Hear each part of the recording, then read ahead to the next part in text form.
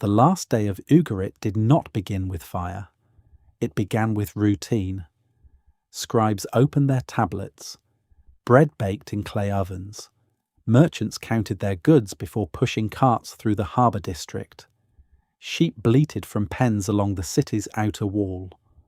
Nothing in the early hours suggested that by nightfall, a thriving port city would become nothing more than a charred imprint in the earth. Ugarit had always been a place where the world converged.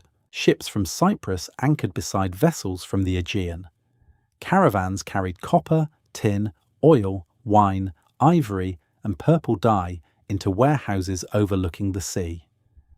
The city served as a nerve centre of the late Bronze Age, a hub of letters, alliances, marriages, and trade agreements passing between the great kingdoms of the era. It was a place where power was spoken, recorded, sealed in clay, and shipped across the Mediterranean, and yet all its confidence, all its brilliance, all the quiet certainty of daily life masked the truth that its age was ending. On the morning of its fall, a royal scribe pressed his stylus into wet clay. His hand moved quickly, urgently, carving lines of cuneiform that have survived longer than the kingdom he served. The letter he wrote was addressed to the ruler of a neighbouring land. It contained a plea for help. Enemy ships had been sighted. Supplies were running thin. Ugarit could no longer defend itself. The tone of the letter was restrained, as official letters always were, but beneath the formality lay a tremor of quiet fear. The clay was set aside to dry, but no courier ever carried it away. No messenger ever escaped the city to deliver the warning. The letter hardened in place, trapped in the moment its world collapsed. Later that afternoon, a merchant ship approached the coast. Its crew had been sailing for weeks along familiar routes. They expected to see smoke rising from cooking hearths, hear voices along the docks, and find buyers for the copper and wine stacked in its hold. Instead, they saw black smoke drifting upward in thick columns. Not the thin wisps of a bustling port, but dense rising waves that darkened the horizon. As the ship neared the harbour, wreckage floated past them. Splintered wood, burned rope, broken amphora, and then bodies. Nothing prepared them for the sight of the waterfront. Warehouses were half collapsed. Flames clung to the beams of the largest granary. Crates lay smashed open, their contents scattered in the water. The familiar sound of Ugarit merchants calling orders across the docks was gone. No scribes hurried between offices. No guards patrolled the gate. The city had fallen silent. As we step deeper into this mystery, you are welcome to share what you think may have led to the fall of Ugarit. I am always fascinated by the perspectives you bring to these ancient questions. Your reflections add a quiet sense of connection across this vast world. And as always, the images here are only companions to the story, not requirements. Thank you for being part of this journey. When the sailors finally stepped ashore, the scale of the destruction stunned them. Streets were filled with rubble. Doors hung open. Houses still smouldered. People lay where they had fallen, some shielding children, others clutching tools or weapons that could not save them. There was no sign of an organized defense, no rows of arrows, no lines of shields or chariots. Whatever had come to Ugarit struck swiftly and left nothing standing in its path. The palace had collapsed inward. Soot coated the carved walls where once the king held court. Storerooms filled with archives and trade records had burned so hot that the clay tablets inside fused into solid masses. The scribal chambers were buried under fallen beams. Among the ruins, the last letter from Ugarit remained untouched by flame only because it had been stored in a corner that collapsed before the fire reached it. The sealed plea for help never left the city because no one survived long enough to send it. What destroyed Ugarit was not a single invader, not a simple fire, not a local uprising or a failed harvest. The city fell because the world around it was unraveling. Trade networks that once guaranteed stability had begun to fracture. Climate patterns that once fed its people were shifting. The kingdoms it relied upon for protection were turning inward, weakened by their own crises. Whatever force struck the city found it already vulnerable, already cracked in ways no one could see until it was too late. The sailors who discovered its remains would carry word of the destruction to distant ports, but they would not be able to explain it. No one could.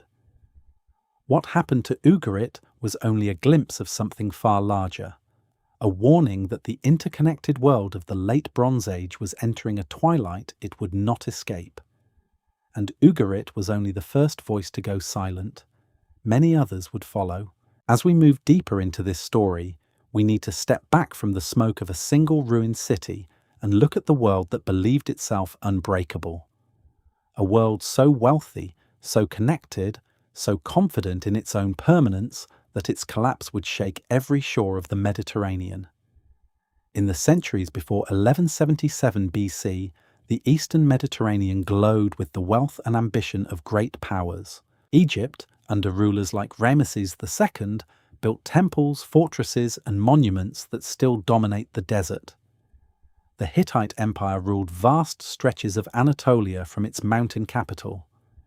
Mycenaean Greece commanded fleets across the Aegean and raised palaces that hummed with scribes, artisans, and administrators. Along the Levantine coast, small but prosperous city-states managed trade routes that fed the economies of empires. Farther east, Assyria and Babylon held the fertile plains between the rivers, shaping systems of law, astronomy, mathematics, and governance that influenced generations to come. These kingdoms differed in language, gods, architecture, and customs, yet they shared a belief that their world was both stable and enduring. The network they built bound them together through marriage alliances, diplomacy, trade, and shared expectations about wealth and power. One of the clearest windows into this world is a cache of clay tablets known as the Amarna letters.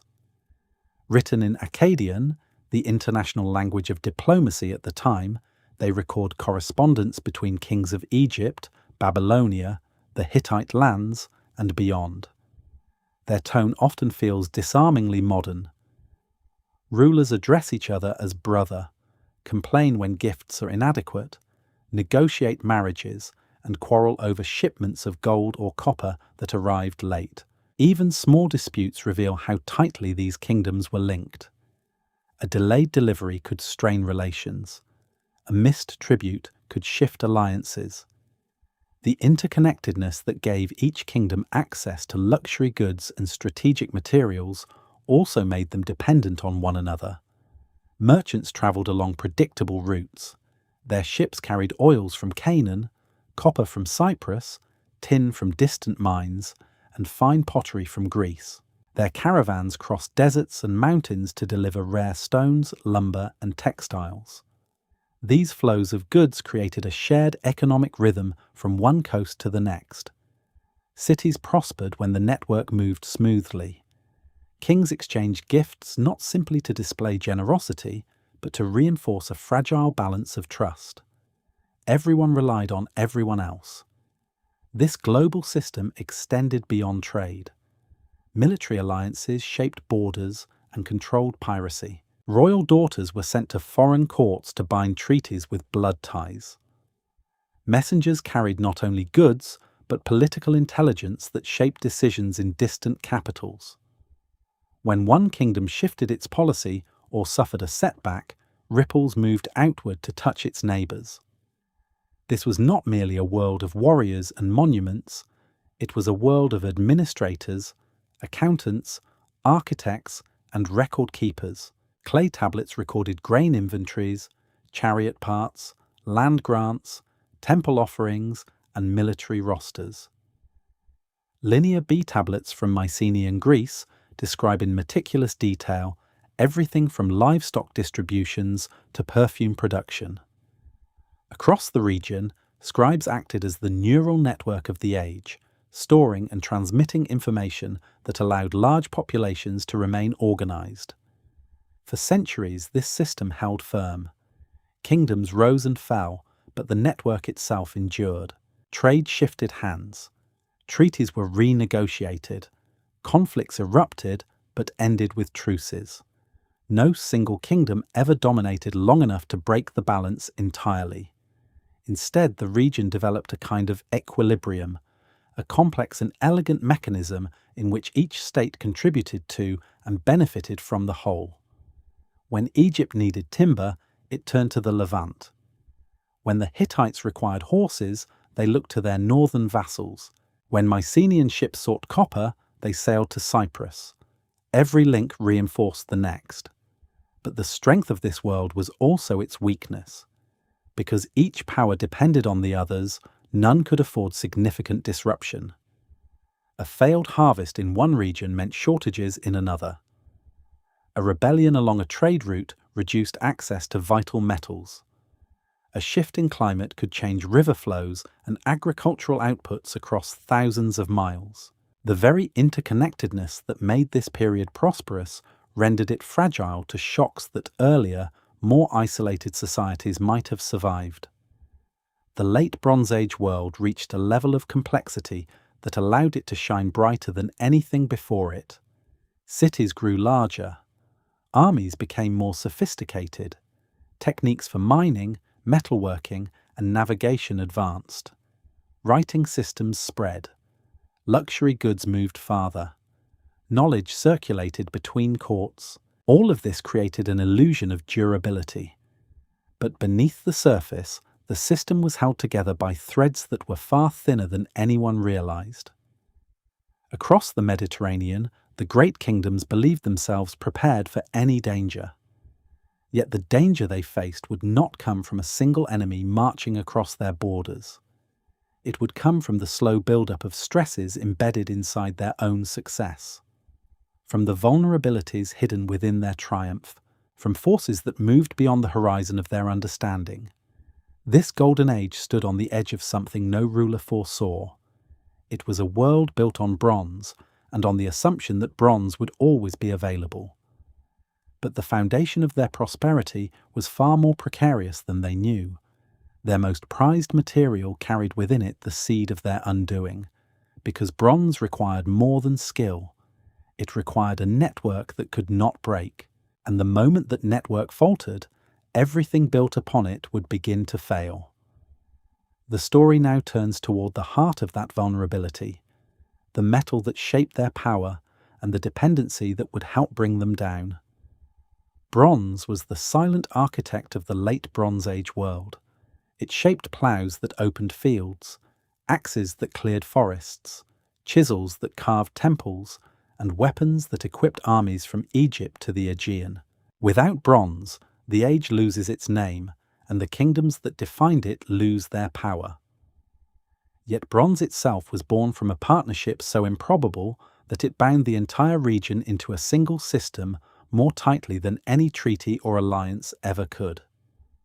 Bronze is not found in nature, it is created. It requires copper and tin, melted and mixed in a precise ratio. Copper alone bends too easily. Tin alone is too soft to be useful. But melted together, they produce a metal stronger than anything the ancient world had previously known. When societies discovered this mixture, everything changed. Tools became sharper, armor became harder, blades held edges that copper and stone could not. Bronze reshaped agriculture, warfare, trade, and political authority because it enabled prosperity on a scale that earlier ages had never seen. But there was a problem. Copper was plentiful in some regions. Tin was almost never found in the same places. The two metals that created the foundation of the age were separated by hundreds or even thousands of miles. Tin veins ran thin and scattered, often in distant mountain ranges or remote valleys, far from the great powers that depended on them. The kingdoms of the Near East and Eastern Mediterranean had copper mines in Cyprus, Anatolia, and the Sinai. But their access to tin required long-distance trade, stretching deep into unknown territories. This meant that no kingdom, no matter how strong, could control its entire bronze supply alone. Egypt, for all its wealth, did not have enough tin.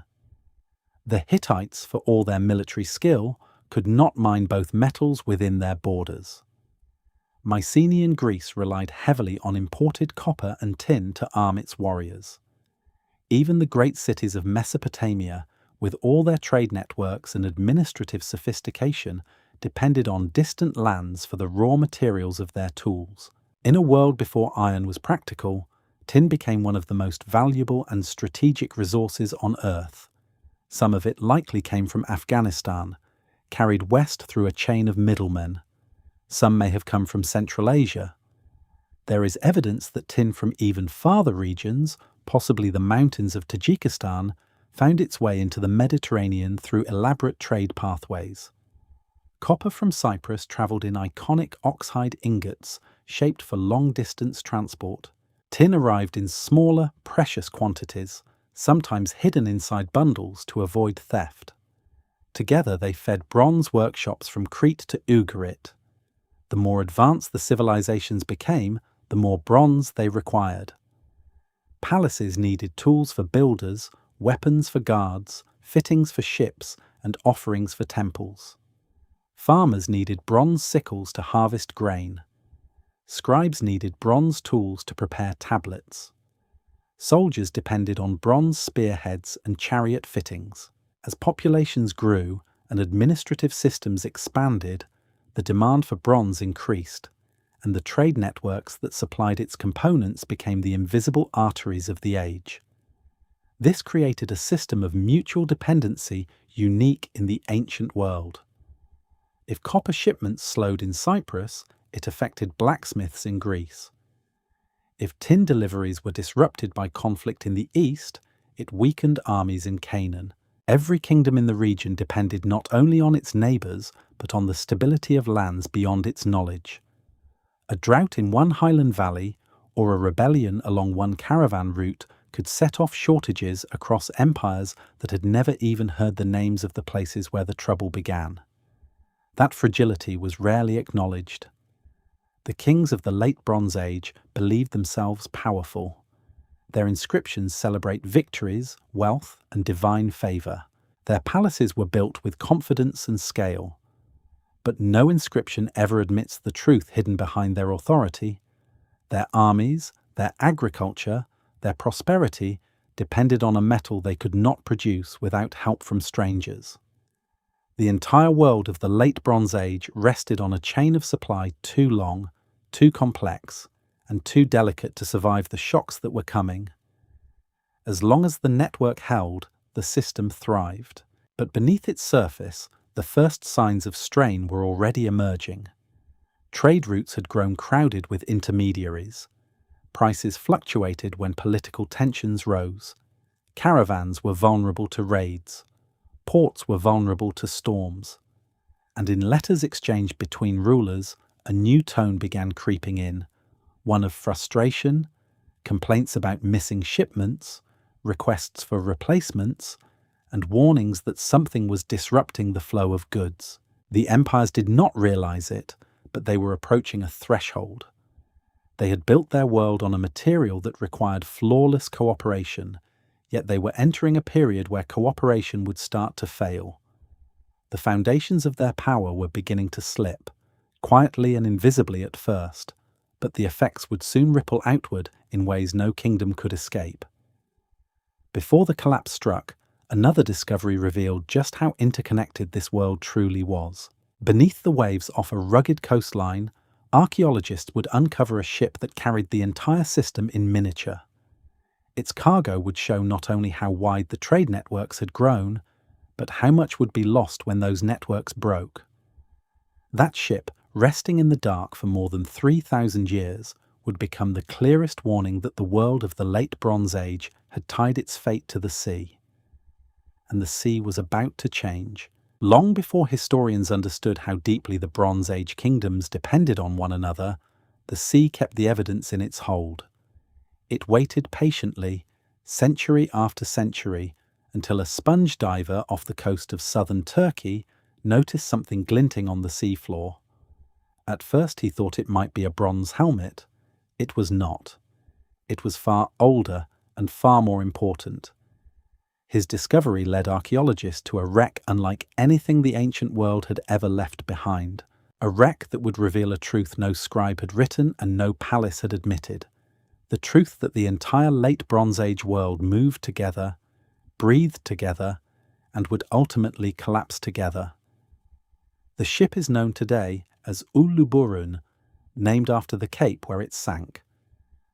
When archaeologists reached the site, they found timbers so old they crumbled at a touch and a mound of cargo that seemed almost impossible for a single vessel to carry. As excavation began, the ship slowly revealed itself piece by piece, like a message resurfacing from an age on the brink. The cargo held more than 10 tons of copper in oxhide ingots, their distinctive hide-shaped form designed to be carried by human hands over long distances. Buried among them was a full ton of tin, enough to produce an enormous quantity of bronze. These two materials alone signaled that this was no ordinary vessel. It was not the ship of a single merchant, but the moving heart of a system stretched across continents. The presence of such large quantities of raw metal shows that demand throughout the Mediterranean was immense and constant. The world depended on these shipments. Without them, workshops would fall silent and armies would lose their strength. But the metals were only the beginning. As archaeologists brushed away sand and silt, they uncovered objects from nearly every major culture of the age. Canaanite jars filled with resin used for perfumes and medicinal mixtures. Ebony logs from Africa. Glass ingots in shades of cobalt blue and turquoise, ready to be melted and reshaped in distant workshops. Baltic amber, which had travelled a staggering distance from northern Europe. Gold scarabs bearing the names of Egyptian royalty, Mycenaean weapons and ceremonial items, a small, intricately carved box that may have held cosmetics or incense, even musical instruments and tools that reflected the daily lives of people who lived along the ship route. Each item carried its own story. Together they told a larger one. This single ship carried goods from at least 7 different regions. It was a floating map of the entire late Bronze Age. Every ingot, every bead, every crafted object marked a connection, a promise, a dependency. The ship was less a vessel and more a diagram of a world tied together by necessity. The diversity of its cargo also reveals something else. Kingdoms in this age did not thrive by building inward. They thrived by stretching outward across the sea. The water routes, not the land routes, were the arteries that sustained their economies. When rulers spoke of wealth, they spoke of fleets. When they built palaces, they built harbours beside them. When they forged alliances, they sent gifts across the waves. In that sense, the Uluburun ship was not extraordinary, it was typical, and that is why its discovery became unsettling. If one ship carried the entire system in miniature, how many others had done the same and left no trace? And how many were lost in storms, ambushes, or wars without ever reaching their destination? Uluburun shows us a world where the sea-bound kingdoms together more tightly than land ever could. But the sea also made them vulnerable. One ship lost meant bronze production slowed. 10 ships lost meant armies lacked weapons and tools. If ships were repeatedly threatened by raids, war, or the destabilization of ports, the consequences would cascade outward with startling speed. Archaeologists studying the wreck realized that the ship did not belong to a single culture. It was crewed, supplied, and equipped by people who lived across a range of territories. The captain may have been Canaanite. Some crew members may have been Cypriot. The passengers likely included traders carrying goods destined for multiple kingdoms. It was not a national vessel. It was a multinational one. A rarity in earlier ages, but common in a period when the Mediterranean functioned like a shared economic lake. This blending of cultures aboard a single ship reveals how closely woven the fabric of this world had become. But it also shows how easily the fabric could tear. When every region relies on the same ships, the same ports, the same trade winds, any disruption to that network threatens everyone, The collapse of one kingdom could reduce trade for another. The loss of one valley could starve a city far away. A single smashed harbour could destabilize an empire.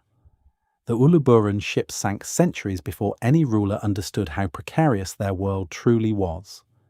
It carried goods valued by kings, temples, and merchants. Yet not one of those powerful institutions could save it when something went wrong. The sea claimed the cargo, and for a moment the world adjusted without noticing. But the ship tells us something vital. The late Bronze Age had become too interdependent to withstand sustained disorder.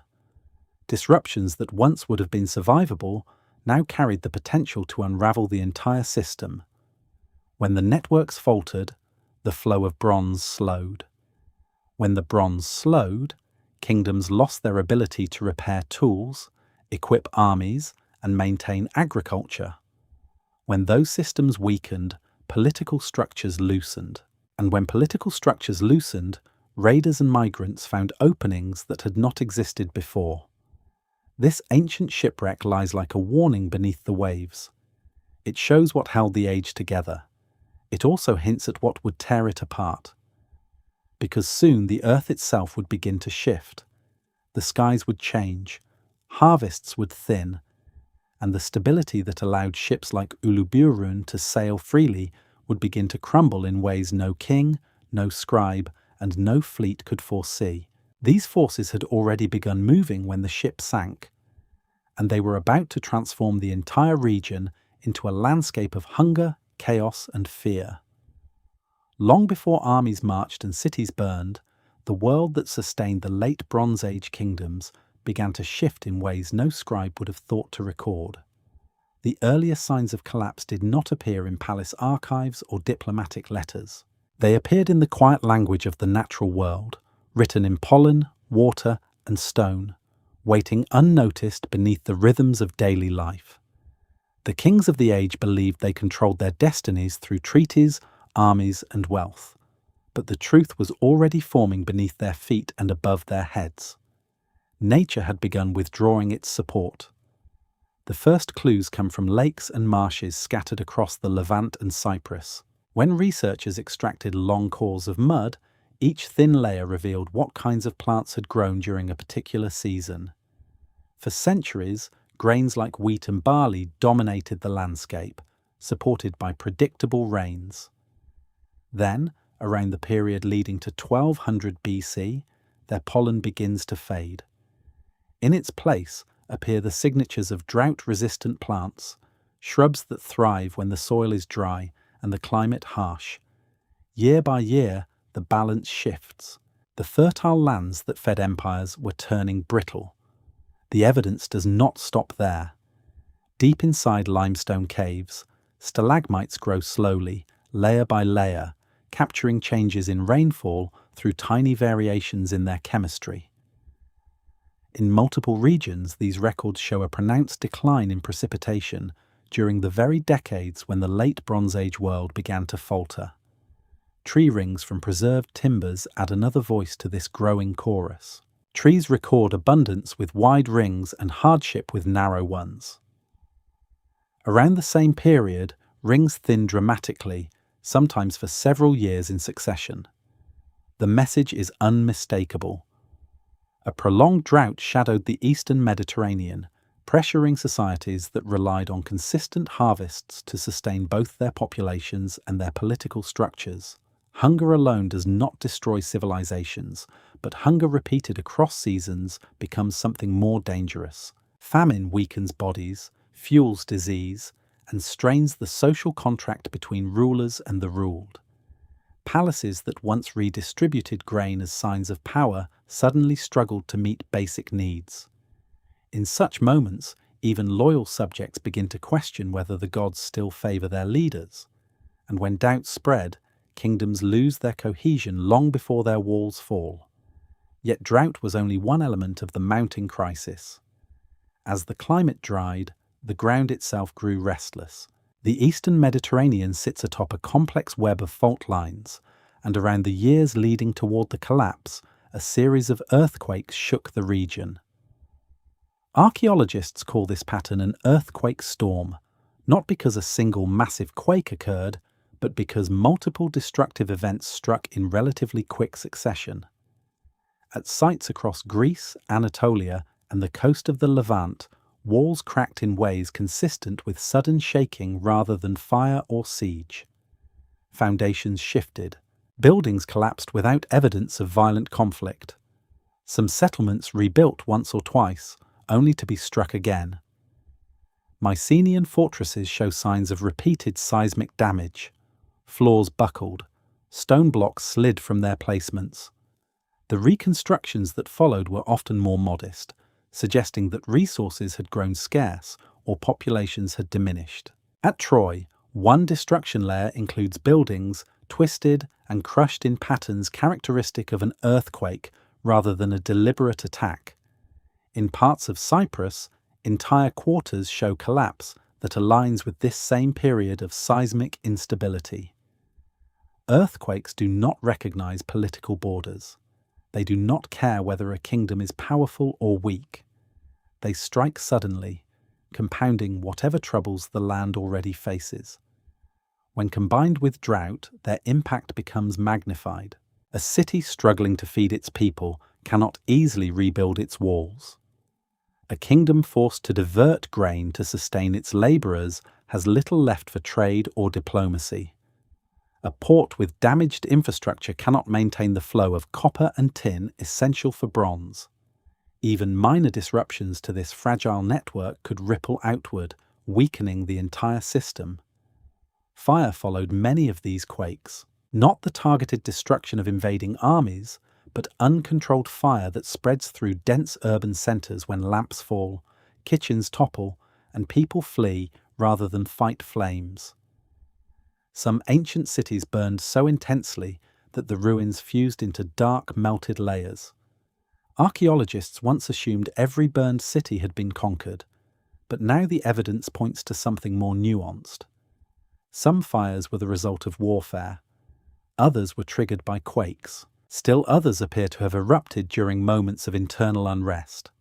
The causes varied, but the pattern was consistent.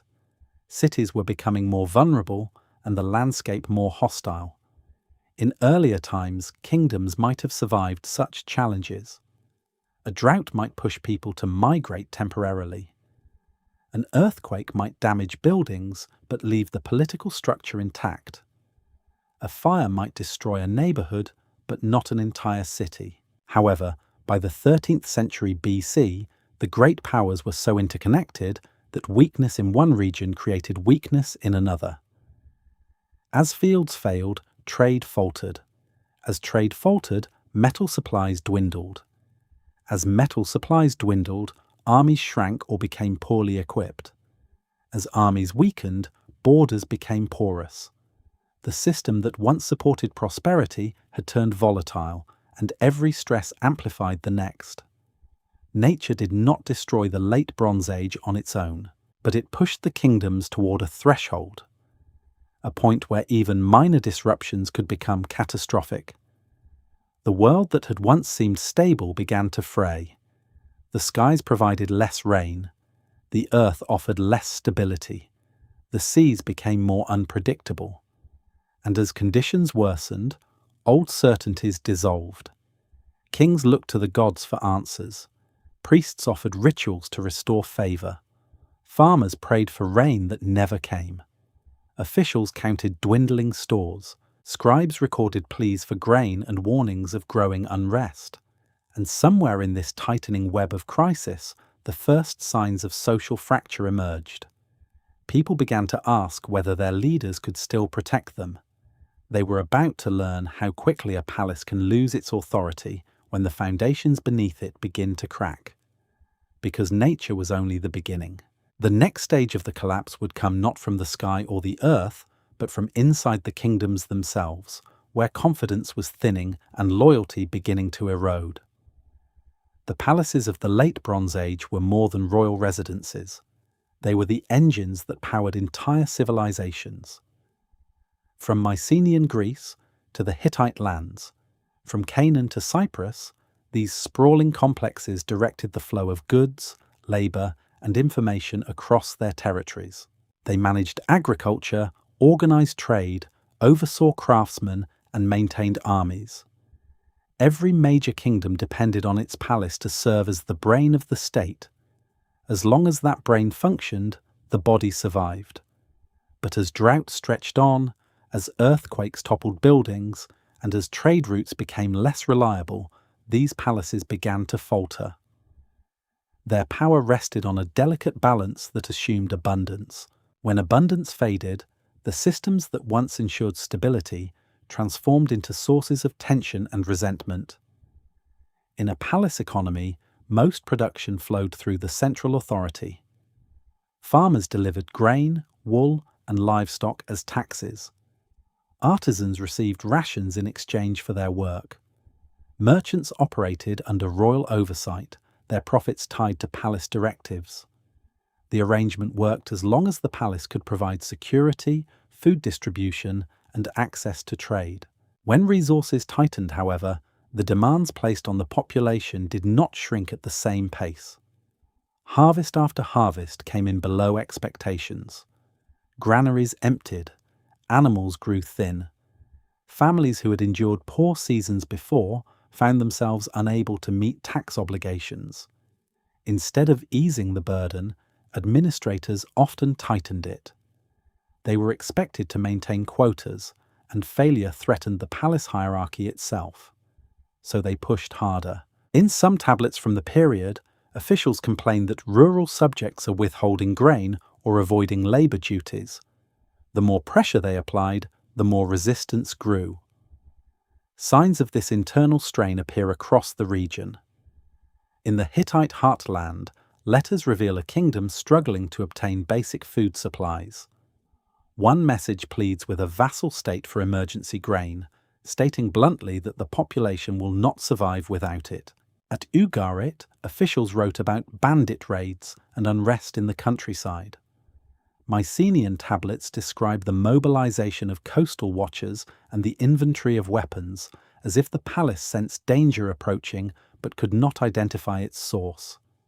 The administrative language becomes sharper, more urgent, filled with hints of an underlying panic. When people lose faith in a system that demands loyalty without offering security, the result is not always open rebellion. More often, it is quiet withdrawal. Small communities begin to detach themselves from palace oversight. Farmers hide a portion of their harvest.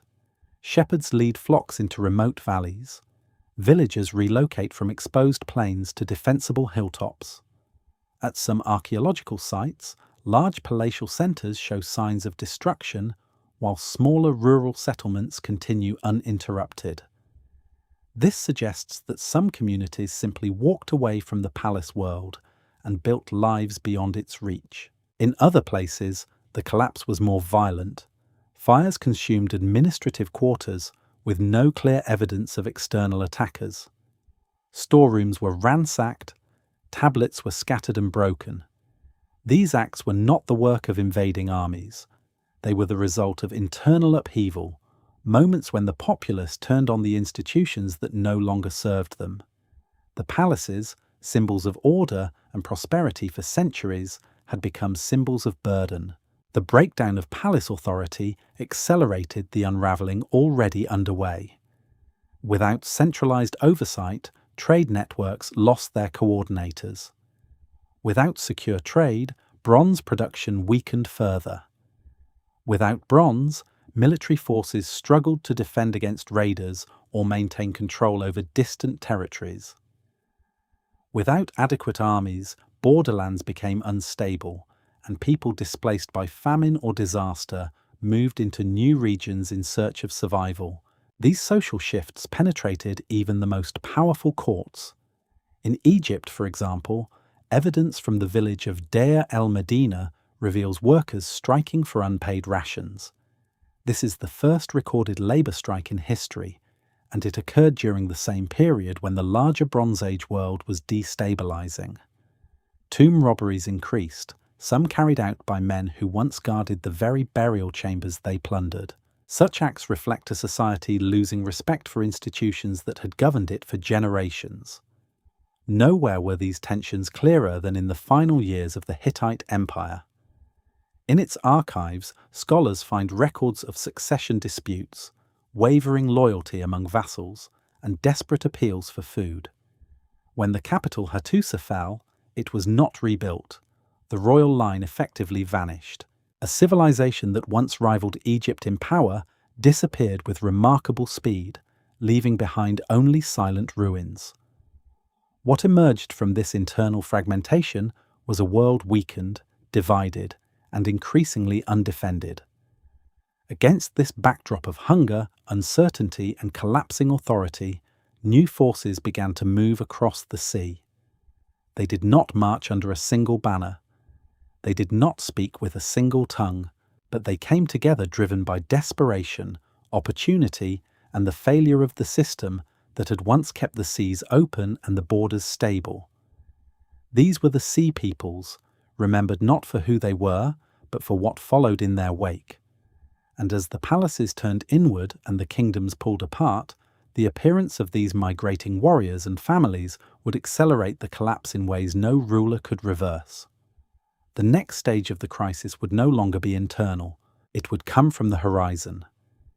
Long before their ships appeared on the horizon, the forces that would produce the Sea Peoples were already gathering like distant storms.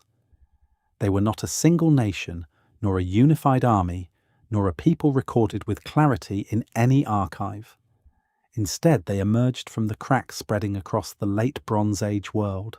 As kingdoms weakened, as trade faltered, and as farmlands failed, groups that had once lived within the stability of palace systems found themselves displaced, searching for somewhere to survive. What history remembers as raiders may have begun as refugees. The inscriptions left by Egypt describe them as an overwhelming threat. Ramesses III carved scenes of naval battles at Medinet Habu, showing foreign warriors with feathered headdresses, horned helmets, round shields, and long slashing swords. The carvings depict men falling into the waves, chariots overturned, ships locked in combat.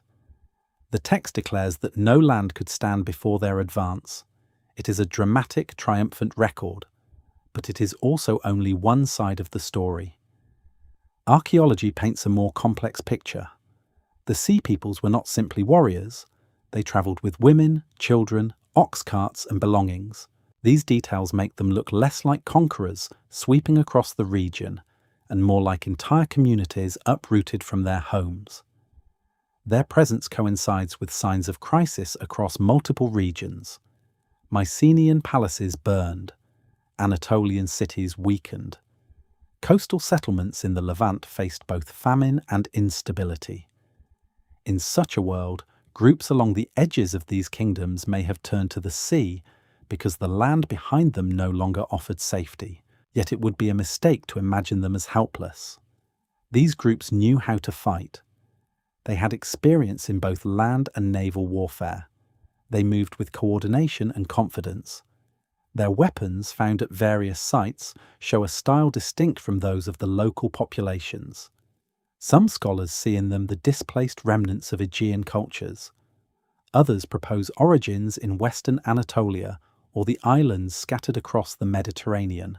Still others believe they were mixed coalitions of soldiers, labourers, farmers, and merchants, brought together not by heritage, but by necessity. The question of who they were matters less than what they represented. As the traditional powers struggled under the weight of natural disasters and internal ruptures, these mobile communities discovered that the once formidable defences of great kingdoms were weakened. Ports that had been guarded for centuries were left vulnerable. Trade ships that once carried goods unchallenged now travelled through waters where hunger and opportunity met. The Sea Peoples stepped into a void created by the collapse around them, and in doing so, they accelerated that collapse further. Evidence across the region supports this dual role. Ugarit appears to have been attacked by sea, but the destruction happened so swiftly that its defences never mobilised. Coastal towns in Canaan show layers of burning that match the approximate time frame of the migrations. Cyprus experienced disruptions that altered its population patterns. Mycenaean settlements along the shorelines show signs of abandonment. These events do not form a single tidy invasion narrative. Instead, they illustrate a patchwork of movements, clashes, and pressures that overwhelmed systems already fragile from environmental change and political instability. Egypt, uniquely positioned and naturally fortified by deserts, met the Sea Peoples in two major confrontations. Ramesses III claimed victory in both. His inscriptions celebrate the triumph, yet they reveal something deeper. Egypt had been pushed to its limits. The mobilization described in these records suggests that the kingdom feared what would happen if these seaborne groups broke through.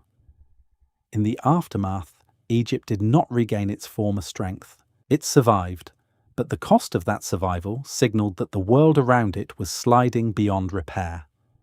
The most unsettling aspect of the Sea People's mystery is how little the ancient world chose to preserve about them. No single inscription explains their origins. No definitive record names their leaders or their homelands. They appear in history as a force shaped by crisis, a symptom of the wider breakdown rather than its primary cause. Their movements reflect a period when traditional boundaries, both physical and political, lost meaning. In the vacuum left behind, new identities emerged, blending customs from different shores. Ultimately, the Sea Peoples are remembered because their arrival aligns with the moment when so many cities fell. But they did not topple a healthy world. They arrived when the system was already failing. Their migrations were the final stress on foundations weakened by years of drought, earthquakes, declining harvests, and social fragmentation. They were both the result of collapse and one of its accelerants. And as they moved across the sea, the greatest powers of the age began to fall in rapid succession. Their capitals, once thought eternal, faced destruction not from a single enemy, but from the convergence of forces that no ruler could control. The next phase of the story is not about distant storms or mysterious migrants. It is about the moment when the great kingdoms themselves collapsed, one after another, each becoming silent in its own time. The Hittite Empire was the first giant to lose its footing. From its mountain capital of Hattusa, the empire had once commanded vast territories, negotiated with Egypt as an equal, and maintained a sophisticated bureaucracy that governed lands from Anatolia to northern Syria. Its archives record treaties, royal oaths, grain inventories, and diplomatic letters. But in the decades leading to 1200 BC, the tone of those documents shifts. Instead of confidence, they speak of shortages, unrest, and desperate appeals. Hattusa, perched on a plateau, relied on stable rainfall to support its population. When the climate dried, food supplies faltered. Letters from the period plead for shipments of grain from vassal states and allies. At the same time, attacks from hostile highland groups intensified, exploiting the empire's weakened condition. The Hittites attempted to hold their borders, but their authority was unraveling. Famine, rebellion, and external pressure converged until the capital itself could no longer stand. The destruction of Hattusa was swift and final. Fires swept through the administrative complexes, leaving thick layers of ash. The city was abandoned soon after, its great walls left to crumble under wind and time. Unlike many other fallen capitals, Hattusa was never rebuilt. The land that had once housed a vibrant empire became silent. For future generations, the Hittites vanished so completely that even their name faded from memory. Their language, their culture, their political achievements were forgotten for nearly 3,000 years, until archaeologists uncovered their buried archives and restored their story. The Mycenaean world fell next. Across the Aegean, palace centres such as Mycenae, Pylos, and Tiryns had flourished for centuries, sending ships across the Mediterranean and maintaining networks of trade that stretched from Sicily to Cyprus. Their palaces served as command hubs for agriculture, craft production, and military organisation. They were wealthy, well-defended, and interconnected. But as the pressures of the late Bronze Age intensified, these palatial systems struggled. Earthquakes damaged fortifications and buildings. Trade routes that supplied tin and copper faltered. Food shortages strained communities. Some Mycenaean centres attempted to reinforce their defences. Walls were rebuilt. Watch posts were strengthened. Yet these efforts reveal a kingdom aware of its own vulnerability. The destruction of Pylos offers a clear example. Studies of Linear B tablets from the site show scribes recording urgent preparations shortly before the palace fell. They listed rowers, chariot parts, and weapons, as if anticipating an attack they could not prevent. When the end came, the palace burned so intensely that some tablets were fired accidentally, allowing them to survive. Others crumbled into dust. In the wake of these palace destructions, the Aegean world fractured. Populations shrank. Many settlements shifted from lowlands to hilltops. Writing vanished. The Mycenaean political order dissolved, replaced by centuries of isolation and contraction that later generations would call a dark age. The collapse did not erase the people, but it erased the system that had defined their world. Ugarit, as described before, collapsed so quickly that its final letter never left the scribal room. Yet its fall was part of a larger pattern along the Levantine coast. Cities that depended on trade were particularly vulnerable. As routes broke down and the sea peoples launched raids or sought new lands, coastal towns became targets and battlegrounds. Ugarit shows signs of both internal and external stress. Letters complain of banditry and resource shortages. Reports warn of enemy ships. When the attack came, the city lacked the strength to respond. Fires swept through its neighbourhoods. The palace fell. The archives froze in the moment of destruction. Cyprus, a crucial source of copper, also experienced upheaval. Several of its sites show simultaneous destruction or abandonment. This destabilized the regional supply of copper, placing further pressure on kingdoms already struggling to maintain bronze production. When Cyprus faltered, the rest of the system faltered with it. The pattern continues across northern Syria, Canaan, and much of Anatolia. Some settlements burned. Others were deserted with no evidence of violence. Still others shrank into small hamlets that lacked the complexity of earlier urban life. No single explanation fits every case.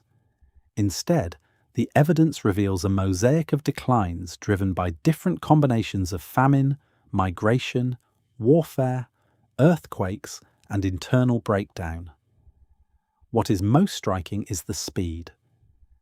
Within a few decades, the great powers that had defined the Late Bronze Age disappeared or diminished beyond recognition. The interconnected world that once relied on treaties, trade, and diplomacy fell apart piece by piece, leaving behind scattered populations trying to survive without the networks that had sustained them. Yet even as these kingdoms collapsed, one empire remained standing, though not unscathed. Along the Nile, Egypt confronted the same pressures that had broken its neighbours. It too faced drought, unrest, and the arrival of the sea peoples.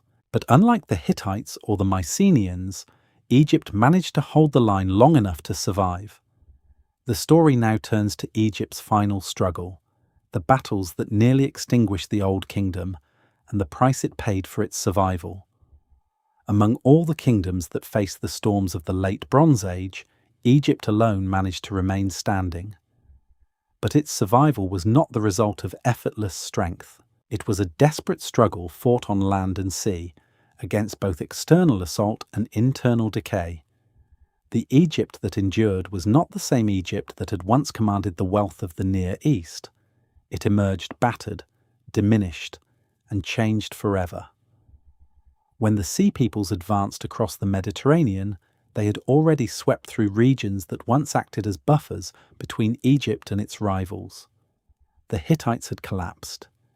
Cities along the Levantine coast had fallen or been abandoned. Cyprus was destabilized. The frontier that had long protected Egypt had dissolved, leaving its heartland exposed. Ramesses III faced a threat unlike any previous invasion, not organized armies, but entire migrating populations moving with momentum and purpose. The first confrontation took place on land. The foreign groups approached the eastern delta, a region of fertile fields and branching waterways that offered both opportunity and danger. Ramesses III deployed forces to meet them, and the scenes recorded in the reliefs at Medinet Habu depict a chaotic clash. The Egyptians fought on familiar terrain, using chariots, archers, and infantry in coordinated formations. The Sea Peoples fought with determination, some on foot, others from the remnants of their wagons. The carvings show overturned carts, fallen warriors, and Egyptian troops pushing forward. Yet the land battle was only a prelude. The decisive confrontation unfolded at sea. The delta, with its narrow channels and shifting waters, provided a natural advantage to defenders.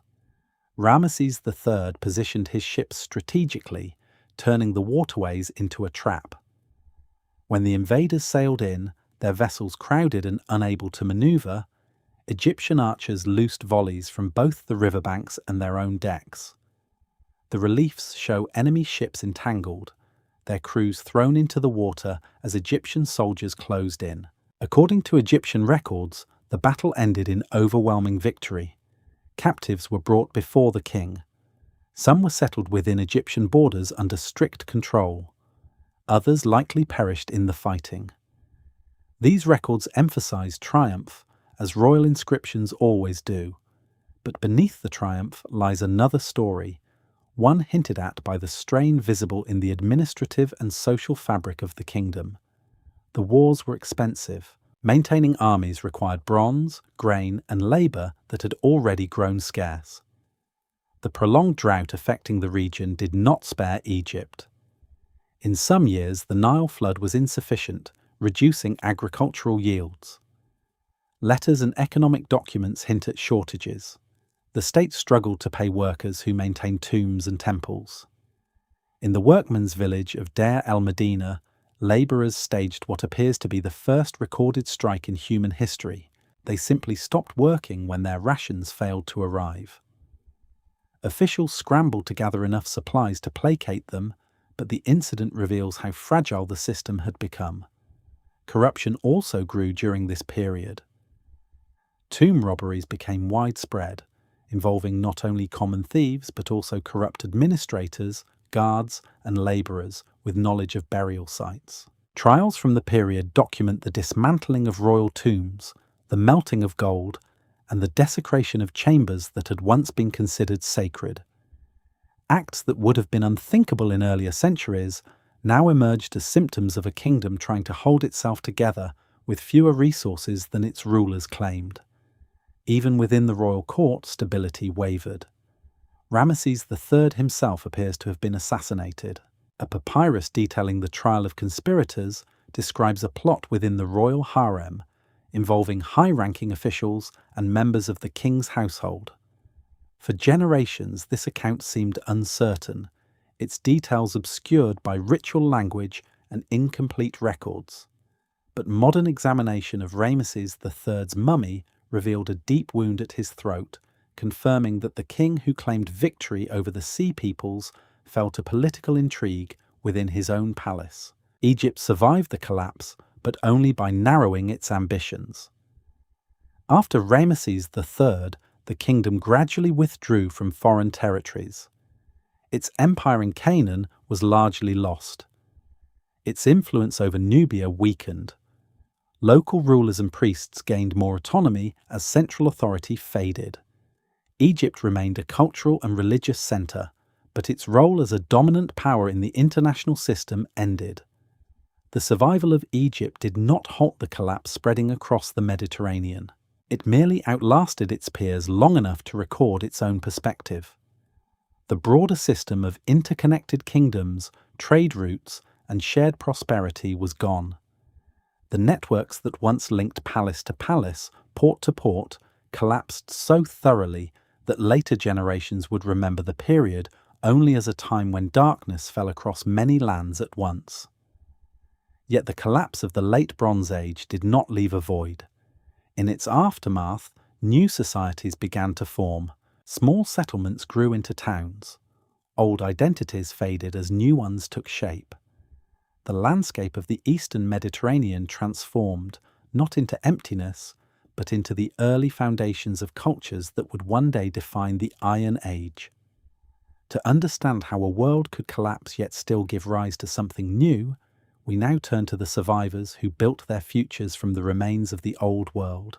Along the Levantine coast, the survivors of once thriving port towns regrouped into small, agile maritime communities. These would become the Phoenicians, a culture shaped not by palaces but by ships. Their cities, such as Tyre and Sidon, did not rely on vast hinterlands or monumental state systems. Instead, they relied on mobility, trade, and skilled craftsmanship. They refined techniques of shipbuilding and navigation that allowed them to venture farther across the Mediterranean than the Bronze Age fleets before them. Without the constraints of large palace bureaucracies, the Phoenicians adapted quickly to the new world. When distant markets vanished, they sought new ones. When former trade routes broke down, they established their own. Their merchants sailed westward to Cyprus, Crete, Sicily, and beyond. In time, they would reach North Africa and the Iberian Peninsula, founding colonies and trading posts that connected distant shores. Their most enduring legacy emerged not from their ships, but from the alphabetic script they developed, a simplified writing system that spread across the region and eventually shaped the alphabets used today. In the highlands of Canaan, a different transformation was unfolding. The collapse of centralized powers created space for small inland communities to define themselves without interference from the great empires. Archaeology reveals new settlement patterns, clusters of modest homes, terraced fields carved into hillsides, and storage pits for grain. These communities produced distinctive pottery and adopted social structures that emphasized local autonomy rather than royal authority. Over generations, these highland settlers developed cultural and religious traditions that early texts would later associate with the Israelites. Their identity was not born from conquest, but from endurance, shaped by the absence of the palace systems that once dominated the region. Not far to the west, another group emerged from the upheaval. The Philistines, settled in city centres along the southern Levantine coast, displayed Aegean cultural elements in their pottery, architecture, and cuisine. These traits suggest that they originated from among the displaced peoples who moved across the Mediterranean during the collapse. They merged elements of their old world with those of their new surroundings, forming hybrid communities that contributed to the dynamic cultural landscape of the early Iron Age. Their interactions with the inland highland populations would shape the narratives and conflicts preserved in later traditions. Across the Aegean, the remnants of the Mycenaean world reorganized into smaller communities that lacked the resources to rebuild the palaces. Instead, they lived in simpler settlements, often situated on defensible hills. With the disappearance of the linear B script, Greece entered a period in which writing was no longer used for administration. Oral traditions flourished. Stories of past heroes, distant wars, and fallen kingdoms were recited across generations. These stories would eventually form the foundation of the Homeric epics, preserving memories of the Bronze Age long after the palaces that inspired them had turned to dust. As the centuries passed, Greek communities grew more stable and began to experiment with new forms of governance. Instead of palatial authority, they developed systems centered around assemblies, councils, and citizen groups. These early structures would evolve into the city-states of the classical era, planting seeds that would influence Western political thought for millennia. Farther east, in Mesopotamia, the collapse fractured the region but did not erase it. Smaller states rose from the decline of Kassite Babylon. Assyria weathered the turmoil better than most, and gradually rebuilt its strength. Unlike the grand palace economies of the Bronze Age, the rising Iron Age powers relied increasingly on iron tools and weapons. Iron, though harder to produce, did not require the same fragile trade networks as bronze. As ironworking spread, local communities gained access to stronger tools without depending on distant tin supplies. This shift played a critical role in stabilizing some regions and enabling new forms of political organization. Even in Anatolia, where the Hittite Empire had vanished, small Neo-Hittite states emerged over time. These successor kingdoms preserved elements of Hittite cultural and artistic traditions even as they forged new political identities. Their inscriptions and reliefs show a blend of continuity and reinvention, evidence that the memory of the Hittite world, though diminished, had not been entirely extinguished. What ties all these developments together is not a uniform story of rebirth, but a pattern of adaptation. The collapse shattered the old order, but it also removed the structures that had constrained innovation. Without the weight of palace systems, local communities shaped their own paths. Without centralized economies, new trade networks developed. Without exclusive court scripts, simpler writing systems flourished. Without reliance on bronze, ironworking spread and gave rise to technologies that would define the next age. The transformation was not immediate. It unfolded slowly, unevenly, across regions that had once moved in synchrony. But the result was profound. The Iron Age world that emerged bore little resemblance to the palatial order that had preceded it. Its societies were more diverse, its cultural expressions more varied, its political structures more experimental. The collapse had erased much, but it had also created a landscape open to possibilities that the Bronze Age could never have accommodated. To understand how such sweeping change could occur in such a short span of time, we must now examine the collapse not as a series of isolated disasters, but as a system-wide failure. A chain reaction in which each disruption amplified the next, pulling the entire interconnected world into a perfect storm. For centuries, the kingdoms of the late Bronze Age believed they lived in a stable world. Their palaces were strong, their trade networks stretched across continents, their armies were well equipped, their gods had blessed them with prosperity. Yet behind this confidence lay a reality none of them fully understood. Their strength depended not on isolated achievements, but on a system of connections so intricate and so interdependent that any serious disruption carried the potential to shake the entire structure. The collapse did not result from a single cause. It was the product of many forces converging at once, each magnifying the effects of the others. A drought on its own might have strained harvests. An earthquake on its own might have toppled buildings. A rebellion on its own might have challenged authority.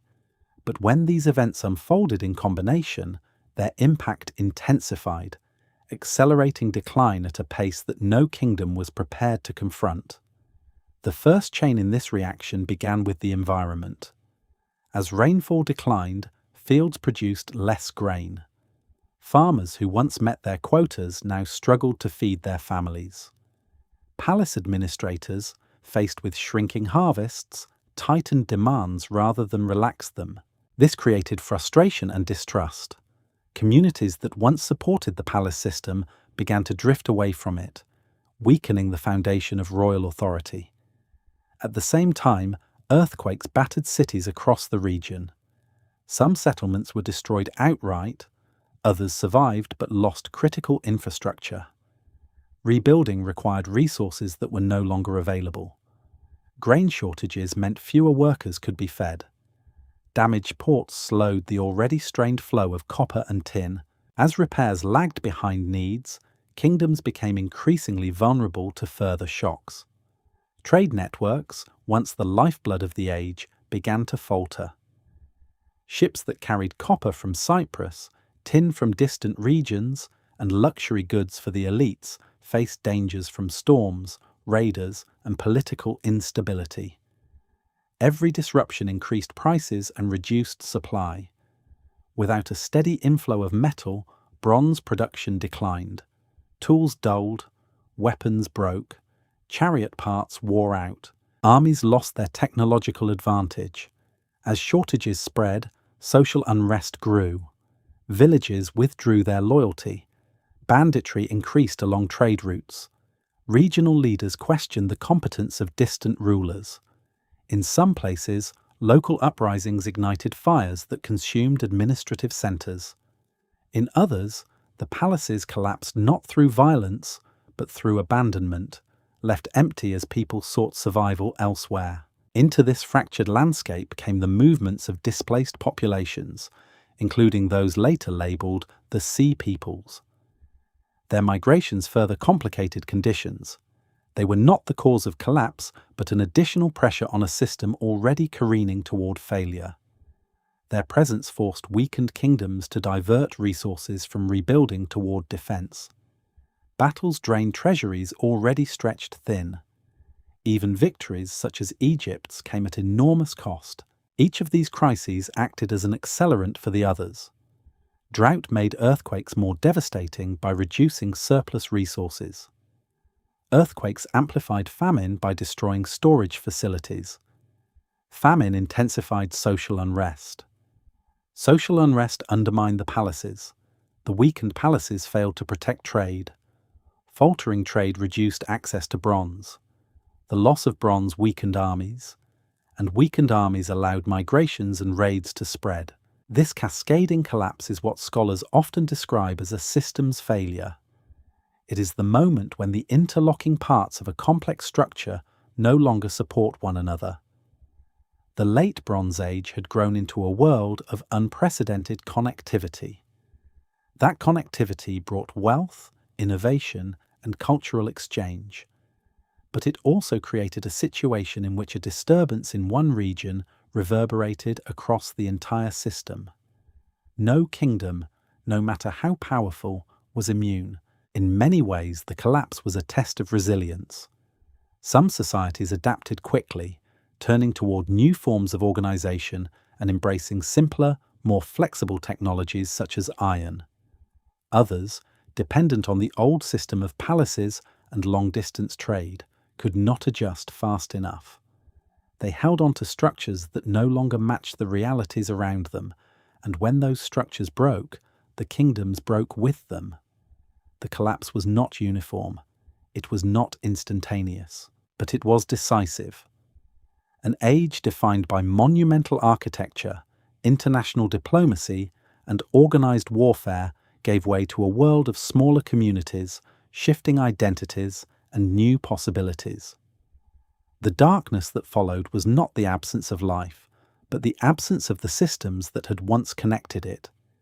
And yet, even in the middle of this perfect storm, something remarkable endured. Knowledge persisted. Stories were carried forward. Skills were preserved, changed, and passed down. The collapse did not erase humanity. It transformed it. When the palaces fell silent and the last embers faded from cities that had stood for centuries, the late Bronze Age ended not with a single catastrophic event, but with the quiet collapse of a world that once seemed permanent. The people who lived through its decline left almost no explanations. No scribe recorded a true accounting. No ruler offered a final reflection. In many regions, writing itself disappeared for generations. The collapse was so complete that those who endured it had neither the time nor the stability to ask why their world was falling apart. Survival eclipsed understanding, and as they focused on the present, the record of the past dissolved around them. What remains from this era are fragments, broken walls, charred archives, scattered tablets, abandoned workshops, disrupted trade routes, and empty harbours. These pieces show not only that a civilization faltered, but that it faltered everywhere at nearly the same moment. From Anatolia to the Levant, from the Aegean to Mesopotamia, communities found themselves living among ruins they could not rebuild, shaping their futures on top of a world that had vanished beneath their feet. Yet the collapse did not extinguish human resilience. In remote valleys, coastal enclaves, hilltop villages, and inland plateaus, survivors carried forward essential knowledge: how to grow food in difficult land, how to work metal without vast supply chains, how to navigate the sea without royal fleets, how to preserve stories when institutions failed. These skills became the backbone of the Iron Age. They were not inherited from flourishing empires, but forged in the quiet persistence of people who refused to disappear. The Iron Age world that followed was shaped directly by the lessons of the collapse. People favoured simpler technologies that did not rely on distant materials. Communities organised themselves around local leadership instead of massive bureaucracies. Writing systems became more accessible and more adaptable. These changes did not arise from ambition. They came from necessity. Yet from necessity grew remarkable innovation, the kind that the grand palaces of the Bronze Age, heavy with complexity, could never have imagined. The story of the Bronze Age collapse endures because it reveals something universal about human societies. It shows that even the most advanced systems can fail when they become overextended, too rigid, or too dependent on fragile networks. It shows how environmental stress, resource shortages, and social fractures can combine into a force stronger than any empire. And it reminds us that collapse is rarely the result of one disaster, but a convergence of many pressures that erode resilience one layer at a time. But this story carries another truth, quieter and far more hopeful. When systems fall, people still endure. They adapt, simplify, reorganize, and begin again. The collapse that once marked the end of an age eventually became the beginning of another. From the ruins emerged alphabets, new philosophies, new forms of governance, and trade networks that would shape the ancient Mediterranean for centuries. In this sense, the collapse of 1177 BC is not only a story of endings, it is a reminder of cycles. Civilizations rise, connect, flourish, and shift. They build worlds that look unshakable until pressures accumulate and hidden weaknesses reveal themselves. The Late Bronze Age was extraordinary in its reach and sophistication, but its fate was shaped by forces that remain familiar today. Climate change, political fragility, technological dependency, and the complexity of global networks. As we look back across more than 3,000 years, the mystery of why this world fell still matters because it encourages us to reflect on our own. We too live in an interconnected system. We too depend on fragile supply chains, distant resources, and assumptions of stability. The past does not repeat itself exactly, but it echoes. And in the echo of 1177 BC, we hear the warning that complexity, while powerful, can also become brittle. The lights of the Late Bronze Age went out not because its people were unwise, but because the system they relied on could no longer carry its own weight. Yet from that darkness rose the foundations of new societies, languages, and ideas that guided the ancient world into its next chapter. The ruins that remain today are not only reminders of what was lost, they are monuments to transformation. They stand at the threshold between endings and beginnings. They teach that even when a world collapses, the people within it continue, carrying forward the knowledge, the memory, and the spark that will shape the next dawn. And so the story of 1177 BC is not simply about collapse. It is about what survives collapse. It is about the truth that while civilizations may fall, humanity endures, adjusting to each new horizon and finding its way through the darkness toward whatever comes next. If you enjoyed this journey through the past, feel free to leave a like, share it with someone who might appreciate these mysteries, and subscribe if you would like to walk with us through the next chapters of forgotten history. And if you are listening tonight to settle into rest, I hope these ancient echoes have brought you a sense of calm. Sleep well, and until next time, may your night be peaceful.